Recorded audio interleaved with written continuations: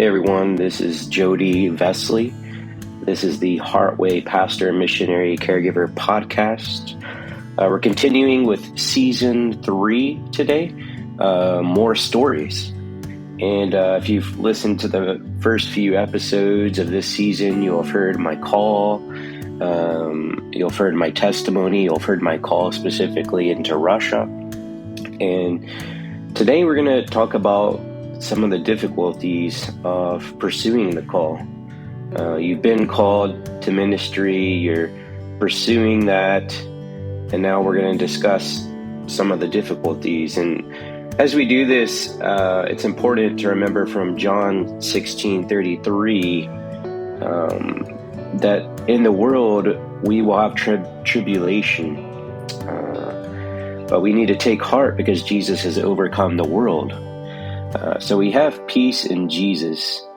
In the world, we're going to have tribulation, and we just need to be aware of that as we pursue the calling. We are a target for Satan. Satan is going to be upset. Attacks are going to come from everywhere, including from people and places you would have never expected. I can't really elaborate on every occasion at this time, but I will say the most difficult attacks have come from quote-unquote Christians. I will share a story from the first national meeting for the ABA I had ever been to. It was in Fresno, California, several years ago, over a decade ago, and people who didn't even know me were attacking my character. They had no clue who I was, what I was doing. They just saw my name on a list. They were attacking my supposed ill-preparedness. However, I was sure, funnily enough, more prepared and usually much more prepared than most people. So this was a ridiculous and unproved attack. My wife left that meeting in tears. I left the meeting discouraged. And now I look back on that and praise God that we didn't get endorsed by the ABA. Challenges have come that I could have never imagined that would have had a very negative effect on us had we gotten this endorsement. However, the character and preparedness attacking was completely uncalled for and not even close to being Christ-like. However, I'm still here. God has used us to go to Russia as foreign missionaries. He's still using us as missionaries online and as pastor and missionary caregivers. So don't be discouraged when Satan attacks. Don't throw it in. Keep going. I know you're going to have to maybe grieve some things, maybe be wise in how you handle what happens. But don't let it be the end, and don't let it take you into a deep, dark place away from God. Instead, dwell on the things in Philippians 4:8. Dwell on the praiseworthy and good things. Also, troubles going into ministry, there's going to be great difficulties. The first big difficulty that we encountered was the financial leap of faith we had to make to leaving our secure jobs in Brazoria County with health insurance and moving to a place with much less job opportunities. And this was all in the middle of the 2009 recession. If you remember that time, they weren't hiring. Our company that I left had a hiring freeze and a salary freeze. On top of that, the day that we were moving, after we quit our jobs and we didn't have health insurance, we found out we were unexpectedly pregnant with our first child and had no insurance. But God provided. It was definitely difficult. But when you reflect on Matthew 6, you understand that great passage, 25 through 34, that if you put God first and seek Him first, He's going to provide for your needs. And we saw that then, and we've seen that again and again in ministry. Sometimes it seems like there's no way it's just going to end. But you stay faithful, and He creates a way somehow. And so I just can urge you to not give up and to keep pursuing and making the decisions God wants you to make, and not what you feel you need to make or what other people feel you need to make, but what God is leading you to make. And that is super, super hard. Also, talking about difficulties going into ministry, you won't agree with everyone. Big surprise, right? There is no perfect seminary. There is no perfect church or situation. There are temptations from Satan that the grass is greener on the other side at some church or seminary. However, all places have their imperfections, right? None of us are perfect. Even when we accept Jesus Christ and we're justified and God considers us righteous, it's the righteousness of Christ in us that is righteous, not us personally. And so that's a key thing to get. It's really, really important. So there's going to always be someone you don't agree with, or someone who doesn't agree with you. The dark side of church is very sad. It's very sad. Some of you guys have experienced the dark side of church. If you've been in ministry long enough, you've seen the dark side of church, the dark side of humanity, in a place that you should never have to witness it. And it is very sad, and it's very discouraging, but it's a reality. Satan knows how to attack, and what better place to do it than the institution that God set up for us as Christians to encourage and build up and get the word out. But the church, the church is the place that Satan is going to find a way to attack. And I'm just going to go off a little bit on this. Churches are becoming more and more secularized. Missionaries coming in from overseas see this. Any Christians who've spent a significant amount of time out of the American church system has seen this. Churches are extremely secularized. The decisions being made oftentimes are secular decisions. There is no prayer involved. There is no Holy Spirit leading involved. All of that is a foreign concept. The prayer is more of a tradition than an actual request of God for guidance and wisdom. Pastors are being controlled by the wealthiest people in churches. Unfortunately, they don't want to lose those tithes. They don't want to lose that support. They don't want there to be a church split. So oftentimes, a pastor is just the puppet for certain people in the church that have not always the best of intentions, and not always are spirit-led to direct then the church to do things that aren't always the best things and aren't always spirit-led. And that is just a really sad situation that churches are in. Not all churches, of course, but I will say it's a common issue. We've been to hundreds of churches, and we've gotten to see this, and it's like worse than you can imagine that it would be. It's pretty crazy. But you can be a change agent. I don't want this to be discouraging. You can be a change agent, but not everyone will change. In one of the seminaries I went to, a lot of people left because they disagreed with the professors. And another seminary I went to, the leader of the seminary ended up committing major moral failure. And so in every church I have been in, there have been people that were there for the wrong reasons, and that has caused problems.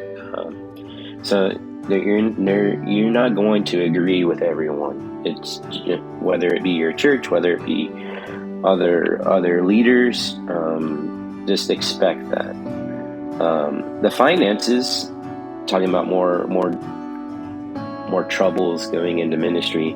The finances are not going to be wonderful. I'll just put it that way. Churches don't usually pay very high salaries.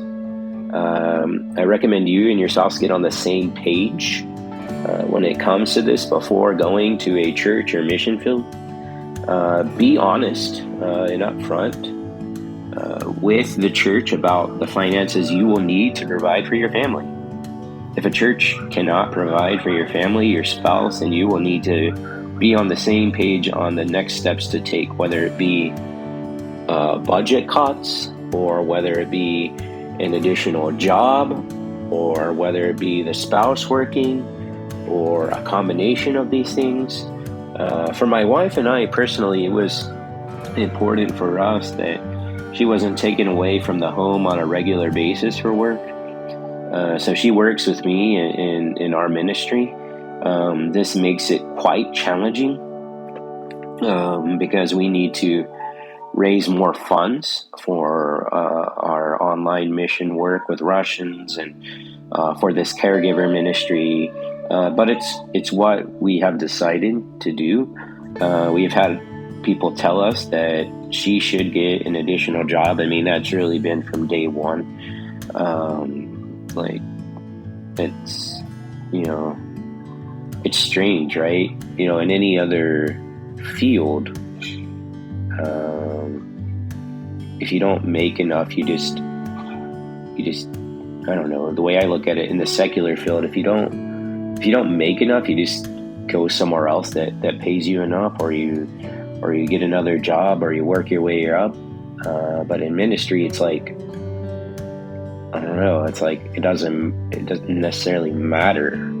It's like some people think they have the right to tell you what you should do in your own personal family. It's just odd. I mean, it's just an odd situation. But it's a real situation. So I'm sure some of you guys listening have experienced that. If you haven't experienced that, it's something that could come up. So just be ready. Just be ready for it. We've had some insanely mean things told to us, things that I can't even repeat on this podcast, things that, as they're crossing my mind right now, just make my soul weep. I don't understand. I don't understand this, but it's sin. We live in a broken world, and we are sinners. We sin against others sin against us, and so between these three aspects of our problems, we're gonna have difficulties, and they're gonna be amplified in ministry. So yeah, for instance, going on, if my wife took an additional job, that would take her out of the ministry, at least of the role that she has. So it is something we haven't done since going into our ministry adventure 13 years ago. We have done budget cuts multiple times, though. We've sold cars a couple of times to make ends meet, to go down to one vehicle or even no vehicles. We lived in St. Petersburg with no vehicle for a while. It's always been more important for us to live with less than for my family, than for my wife to be away every day. But that's our decision. That's fine if you're like, well, we want to take trips to Disney every year, and have jet skis and boats and newer vehicles and so on and so forth, and we want that lifestyle. You're like, well, okay, well, we need the money for that lifestyle, so we're going to need more people working. That is fine. But in our family, we just decided to go this route. And it's not that one is wrong and the other is right. It's just your personal convictions. And so I don't look down on people who do the other. I don't look up to them either. I just view them as equal. And I expect that from all sides. I would think that we can do that as Christians, but it's not always the case. It's not always the case. And so, this has been a difficult podcast for me to do, and I probably could go into more, but I want to end on a positive. The positive is this. When we started our journey, we had a decent savings. We had a couple of new vehicles. We had 2 secure, good-paying jobs with potential for me to be promoted continually to very secure and very highly paid position, with just a normal 8 to 5 schedule, which a lot of guys get caught up in that. They miss that 8 to 5 and just being able to close it off and not be on call 24/7. And I get that. So we went from that, and then we went to a point in seminary where like most everything was gone. We were down to 1 car, basically just scraping by to make it like right through the end of seminary. I even graduated a year early because there was no way that I was going to go through another year of that, so I just put in the work to do a year early. Thankfully that worked out. Then things started getting better, actually, on deputation, and then once we got on the field, after a while, we were fully funded. Things were going well, and even now, like, of course, we have difficulties with our situation, but we have a house, which is something that I was prepared to never have.